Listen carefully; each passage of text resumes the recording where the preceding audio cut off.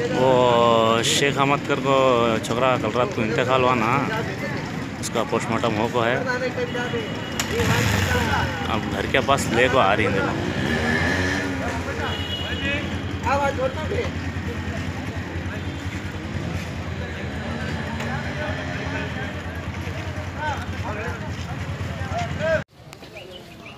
ಏನಾಗಿರ್ತಕ್ಕಂಥದ್ದು sir? ನಮ್ಮ ಹೆಸರು ಶಿವರಲ್ಲಿ, ನಮ್ಮ ಅಣ್ಣಾರ ಶೇಖ್ ಅಹಮದ್ ಅಂತೇಳಿ ಅವ್ರಿಗೆ ಸರ್ ನಮ್ದು ಏನಪ್ಪ ಅಂದರೆ ಅವ್ರ ಅಣ್ಣಾರು ನಮ್ಮದು ಸಂಜೆ 8 ಗಂಟೆಯಿಂದ ಹೋಗಿದ್ರು. ಫೋನ್ ಬಂತು ನಮಗೆ ರಾತ್ರಿ 1 ಗಂಟೆಗೆ ಹಿಂಗೆ ಆಗೈತೆ ಅಂತೇಳಿ. ಅಲ್ಲೋಗಿ ವಿಚಾರಿಸಿದಾಗ ಬಿಲ್ಡಿಂಗ್ ಮೇಲಿಂದ ಡ್ರಿಂಕ್ಸ್ ಮಾಡಿ ಬಿದ್ದಾರ ಅಂಥೇಳಿ ಸುದ್ದಿ ಬಂತು. ನಮಗೆ ಆ ಸುದ್ದಿ ಮೇಲೆ ನಂಬಿಕೆ ಇಲ್ಲ ಸರ್. ಅವ್ರು ಡ್ರಿಂಕ್ಸ್ ಮಾಡೋರು ಅಲ್ಲ. ಆದರೆ ಏನಪ್ಪ ಅಂದರೆ ಒಬ್ಬರೇ ಹೋಗಿ ಡ್ರಿಂಕ್ಸ್ ಮಾಡೋಕ್ಕೆ ಆಗ್ತದೆ ಸರ್. ಡ್ರಿಂಕ್ಸ್ ಮಾಡಿ ಆಕಸ್ಮಿಕ ಬಿದ್ದರು ಅಂದರೆ ಅವರು ಕೈ ಕಾಲು ಏನಾರು ಒಂದು ಸ್ಪೆಷಲ್ ಆಗ, ಅದು ಬಿಟ್ಟು ಅವರಿಗೆ ಬರೀ ಮುಖ ಪೂರ್ತಿ ಮೇಲಿಂದ ಮುಖ ಎಲ್ಲ ಡ್ಯಾಮೇಜ್ ಆಗಿದೆ. ಅದು ಆಗಿದ್ಮೇಲೆ ಈ ಶೋಲ್ಡ್ರ್ ಇದೆಯಲ್ಲ, ಈ ಶೋಲ್ಡ್ರದಾಗ ಏನೇನಿಲ್ಲ, ಪೂರ್ತಿ ಮೂಳೆ ಕಟ್ಟಾಗಿ ಫುಲ್ಲು ಹೆಂಗಾರ ಕೈ ತಿರುಗಿಸಿ ತಿರ್ಗಾಕತ್ತೆ. ಆಮೇಲೆ ಇಲ್ಲಿ ಸೊಂಟಕ್ಕೋಸ್ಕರ ಭಾಳ ಹೊಡೆದುಗಳು ಬಿದ್ದಾವೆ. ಅದಕ್ಕೋಸ್ಕರ ನಮಗೆ ಏನಾರು ಒಂದು ಸ್ವಲ್ಪ ಮಾಡಿ.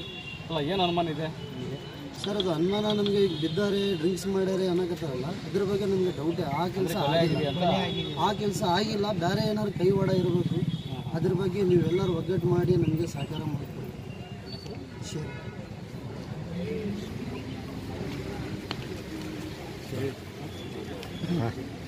ಶೇಖ್ ಅಹಮದ್ ಅಂತ ಹೇಳಿ ನಮ್ಮ ರಕ್ಷಣಾ ವೇದಿಕೆಯ ನಿಷ್ಠಾವಂತ ಕಾರ್ಯಕರ್ತ, ತುಂಬ ಒಳ್ಳೆಯ ಹುಡುಗ, ಸಚ್ಚಾರಿತ್ರ ಇಟ್ಕೊಂಡಿರ್ತಕ್ಕಂಥ ಹುಡುಗ. ಆತ ಕುಡಿದಿದ್ದಾನೆ ಅಂದರೆ ನಮಗೆ ನಂಬಕ್ಕಾಗ್ತಾ ಇಲ್ಲ. ನಿನ್ನೆ ರಾತ್ರಿ ಆದ ಘಟನೆ ಬಗ್ಗೆ ಪೊಲೀಸ್ ಅಧಿಕಾರಿಗಳು ಆಕಸ್ಮಿಕ ಬಿದ್ದಿರ್ಬೋದು ಅನ್ನೋ ಸಂಶಯ ವ್ಯಕ್ತಪಡಿಸಿದ್ದಾರೆ.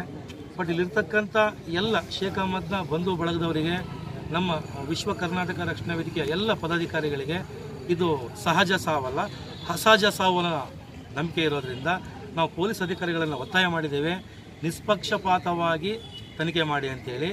ಹಾಗೆಯೇ ದಾವಣಗೆರೆಯ ಎಲ್ಲ ಪೊಲೀಸ್ ಅಧಿಕಾರಿಗಳು ಸಹ ನಮಗೆ ಭರವಸೆ ಕೊಟ್ಟಿದ್ದಾರೆ.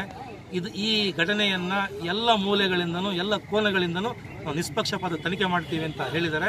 ನಮಗೆ ನ್ಯಾಯ ಸಿಗುತ್ತೆ ಅನ್ನೋ ನಂಬಿಕೆ ಇದೆ.